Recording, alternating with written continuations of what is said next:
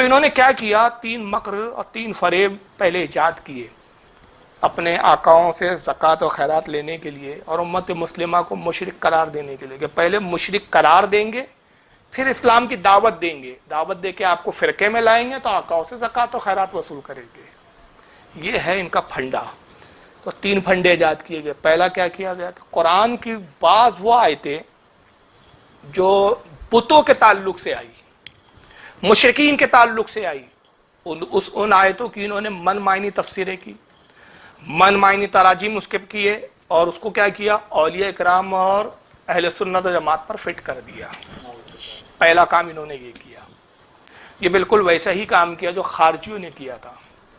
خارجیوں نے بھی حضرت علی کو کافر کہا، تو صرف ایسے نہیں کہہ دیا کہ علی تم کافر ہو، ان کے پاس بھی بظاہر دلیل تھی، بظاہر، حالانکہ وہ دلیل غلط تھی، لیکن یہ ان کا بھی ایک فریب تھا، مکر تھا ان کا، ایک ان کا پھنڈا تھا۔ انہوں نے کہا علی تم نے امیر معاویہ سے صلح کی، اور صلح کے وقت تم نے جو ہے حضرت ابو موسیٰ شریک صحابی ان کو حکم بنایا، کہا کہ یہ حکم ہے، یہ جو فیصلہ کرے ہم منظور کریں گے۔ تو اللہ کے علاوہ کوئی حکم نہیں ہو سکتا، اللہ کے علاوہ کسی کا حکم نہیں مانا جائے گا۔ قرآن عظیم میں ان الحکم الا للہ، حکم نہیں سوائے اللہ کے، تو اللہ کے علاوہ کسی کا حکم نہیں چلنا۔ تو علی تم نے اس آیت کا جو ہے مخالفت کی، اس آیت کے تحت تم اسلام سے خارج ہو گئے۔ دیکھیے علی کو کافر کہنے کے لیے ان کے پاس بھی دلیل تھی، اور آج کے بھی بدعقیداؤں کو آپ کو مشرک کہنے کے لیے دلیل ہے، لیکن دونوں کا فرق کیا ہے، واضح فرق کیا ہے کہ نہ حضرت علی کافر تھے نہ ہم مشرک و کافر ہیں۔ وہاں آیت سے غلط استدلال کیا گیا، اور یہاں بھی آیتوں سے غلط استدلال کیا جا رہا ہے۔ اور اس کی ایک بڑی بہترین میں آپ کو ایک مثال دے دیتا ہوں کہ خود جس نے اس کام کی ایک بنیاد رکھی، اس کو خود یہ اعتراف کرنا پڑا اور اس کی زبان سے نکلا۔ ایک کتاب میں یہاں آپ کے سامنے پیش کر رہا ہوں، نام ہے حکایات اولیاء۔ کیا نام ہے؟ حکایات اولیاء۔ 3 ایڈیشن اس وقت میرے سامنے رکھے ہوئے ہیں، یہ ایک دوسرا ایڈیشن ہے۔ ایک ایک کتاب کے کئی ایڈیشن رکھتا ہوں میں، تاکہ یہ نہیں تو یہ نہیں تو یہ، کسی سے تو مطمئن ہو جا تو بھائی۔ یہ دوسرا ایڈیشن ہے، یہ تیسرا ایڈیشن ہے، یہ سب الگ الگ پریس کے چھپے ہوئے ہیں۔ صفحے نمبر ان پریسوں کے اعتبار سے آگے پیچھے ہو سکتے ہیں۔ یہ کتب خانہ نعیمیہ دیوبند کا چھپا ہوا ہے۔ اس کے اعتبار سے میں بتا رہا ہوں، یہ کس کی لکھی ہوئی ہے کتاب؟ کس کی لکھی ہوئی ہے کتاب؟ مولوی اشرف علی تھانوی صاحب کی، حکیم الامت ہے دیوبند کے، معتبر ہے نا بھائی؟ یا تو پھر ہاں، اگر کتاب معتبر نہیں ہے ان کے نزدیک، ہمارے نزدیک تو معتبر نہیں، ان کے نزدیک معتبر ہے، حکیم الامت ہے، ان کے مجدد ہے۔ اور اگر یہ واقعہ انہوں نے جھوٹا لکھا ہے تھانوی صاحب نے، تو پھر یہ حکیم الامت نہیں ہے، مجدد نہیں ہے۔ اور صحیح لکھا ہے تو پھر دیکھیں کس کو، ان کے سچ کی بنیاد پر، اور یقیناً سچ ہی ہے یہ، میں تو سچ ہی کہتا ہوں اس کو، پھر کون سی شخصیت خطرے میں آتی ہے۔ دیکھیے یہ صفحہ نمبر اس کا 98 اور 99، انشاءاللہ اسکرین پہ بھی اسکین پیج ڈال دیں گے ہم، صفحہ نمبر 98 اور 99۔ حکایت نمبر 59۔ مولوی اشرف علی تھانوی صاحب کہتے ہیں کہ خان صاحب نے فرمایا، خان صاحب ایک راوی ہے جن سے روایت نقل کر رہے ہیں، کہتے ہیں خان صاحب نے فرمایا کہ مولوی اسماعیل صاحب نے تقوۃ الایمان اول عربی میں لکھی تھی۔ تقوۃ الایمان یہ پہلی کتاب ہے جو دیوبندیوں نے بھی چھاپتے ہیں اس کو، اہل حدیث بھی چھاپتے ہیں، دونوں فرقے کے چھاپتے ہیں، جماعت اسلامی والی بھی چھاپتے ہیں۔ اور اس کتاب کے بارے میں کہا جاتا ہے کہ اس سے ہندوستان کے شرک کو ختم کیا گیا، ہندوستان میں شرک ہو رہا تھا۔ یہ پہلی کتاب ہے جس نے ہندوستان میں شرک کے خلاف لکھی گئی اور شرک کا قلعہ کما کر دیا صاحب۔ مگر خود اس کتاب کے بارے میں اشرف علی تھانوی صاحب کی کیا گواہی ہے، ذرا سن لیجیے۔ کہتے ہیں کہ مولوی اسماعیل صاحب نے تقوۃ الایمان اول عربی میں لکھی تھی، چنانچہ اس کا ایک نسخہ میرے پاس اور ایک نسخہ مولانا گنگوہی کے پاس تھا، اور ایک نسخہ مولوی نصر اللہ خان خوارجی کے کتب خانے میں بھی تھا۔ اس کے بعد مولانا نے اس کو اردو میں لکھا، اور لکھنے کے بعد اپنے خاص لوگوں کو جمع کیا، جن میں سید صاحب، مولوی عبدالحی صاحب، شاہ اسحاق صاحب، مولانا محمد یعقوب صاحب، مولوی فرید الدین صاحب مراد آبادی، مومن خان، عبداللہ خان علوی، استاد امام بخش صاحبائی و مملوک علی صاحب بھی تھے۔ یہ کون کون تھے، یہ سب کا تھانوی صاحب نے ذکر کیا کہ یہ لوگ تھے، فلاں مولوی صاحب، فلاں مولوی صاحب، یہ سب کو مولوی اسماعیل دہلوی صاحب نے جمع کیا، تقوۃ الایمان کتاب اردو میں لکھی، اردو میں ڈھالی، اور وہ کتاب اردو میں کرنے کے بعد ان سب کو جمع کر کے کیا کیا، ان کے سامنے تقوۃ الایمان پیش کی۔ یہ سارے اپنے جو خاص اندر گراؤنڈ کے جو رازدار لوگ تھے، ان کو جمع کیا اور پھر وہ تقوۃ الایمان ان کے سامنے پیش کی اور کہا کہ، اور فرمایا میں نے یہ کتاب لکھی ہے اور میں جانتا ہوں کہ اس میں بعض جگہ ذرا تیز الفاظ بھی آ گئے ہیں. کہتے ہیں کہ مجھے معلوم ہے کہ اس میں الفاظ کیسے ہیں، تو کچھ جگہ تیز آ گئے ہیں، تھوڑے سخت الفاظ بھی آ گئے ہیں، اور بعض جگہ تشدد بھی ہو گیا ہے، یعنی میں بہت شدت اختیار کر گیا ہوں، شدت میں بہت آگے بڑھ گیا ہوں. پھر کہتے ہیں کہ وہ تشدد کیا ہوا اور وہ تیز الفاظ کیا ہے، مثلاً ان امور کو جو شرک خفی تھے شرک جلی لکھ دیا گیا ہے. کتنا صاف واضح قرار ہے کہ شرک خفی سے جس سے مسلمان کافر نہیں ہوتا، مشرک نہیں ہوتا، تو اس کو کیا کر دیا، جو شرک خفی تھا اس کو، شرک خفی کو شرک جلی کر دیا. یہ لکھ دیا صاحب انہوں نے، بتائیے الٹا پلٹا ہی کر دیا انہوں نے. ان کے گھر کا دین تھا، ان کی سمجھ کے حساب سے جو تھا انہوں نے کر دیا. پھر کہتے ہیں کہ ان وجہ سے مجھے اندیشہ ہے کہ اس کی اشاعت سے شوری ضرور ہوں گی. کہتے ہیں کہ یہ سب گڑبڑ ہو گئی.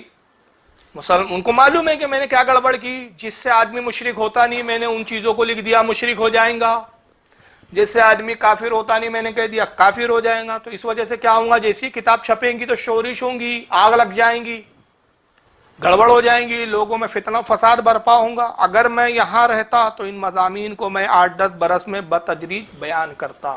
اگر میں یہاں رہتا تو میں ان مسائل کو پھر حل کر لیتا، اس کو بیان کرتا صحیح طریقے سے. لیکن اس وقت میرا ارادہ حج کا ہے اور وہاں سے واپسی کے بعد عزم جہاد ہے، اس لیے اس کام سے معذور ہوں.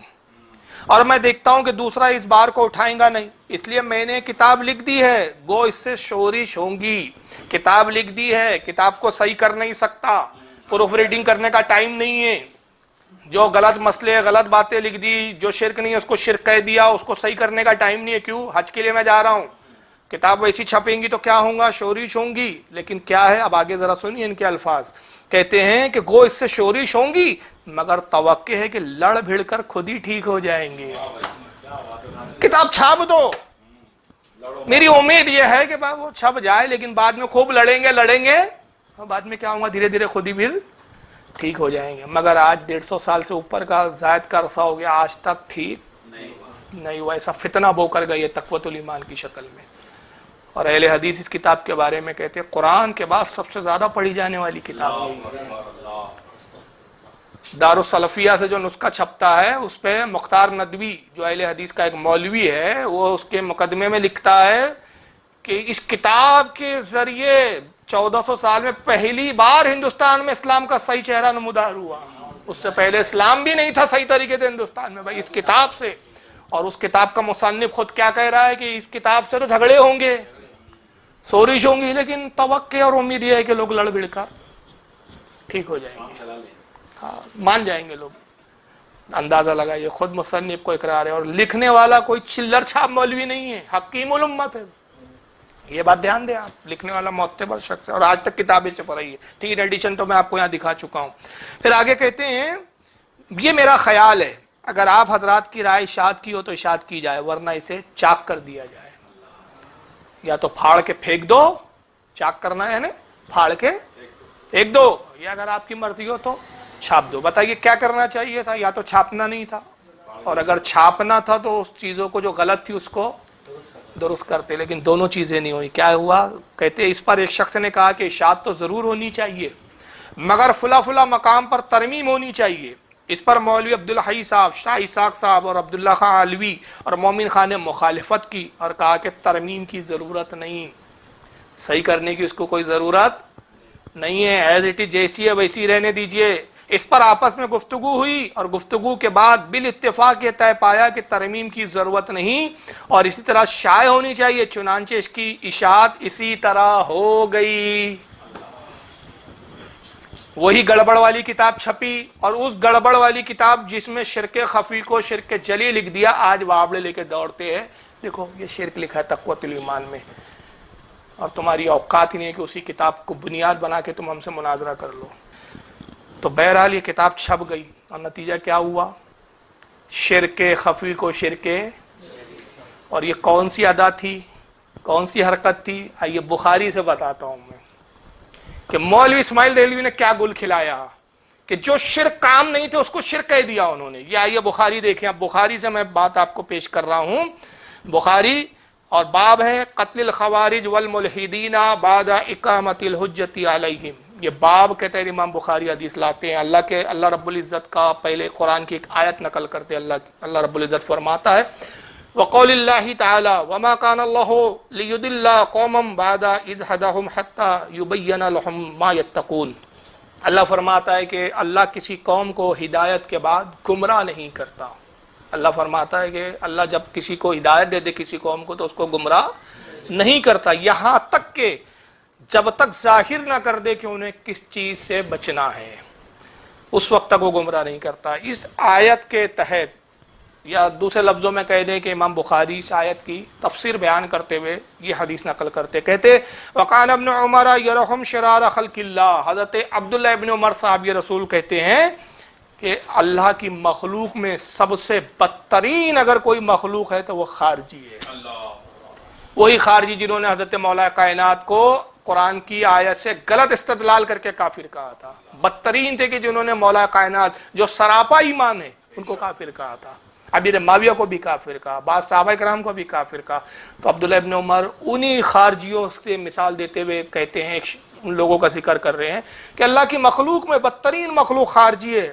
اور وہ بدترین کیوں ہے؟ وقالا انہم انطلقوا الی آیات نزلت فی الکفار فجعلوها علی المؤمنین. اس لیے وہ بدترین ہے کہ وہ قرآن کی آیتیں جو بتوں کے بارے میں مشرکوں کے بارے میں آئی وہ مومنوں پر چسپا کرتے ہیں، وہ مومنوں پر فٹ کرتے ہیں.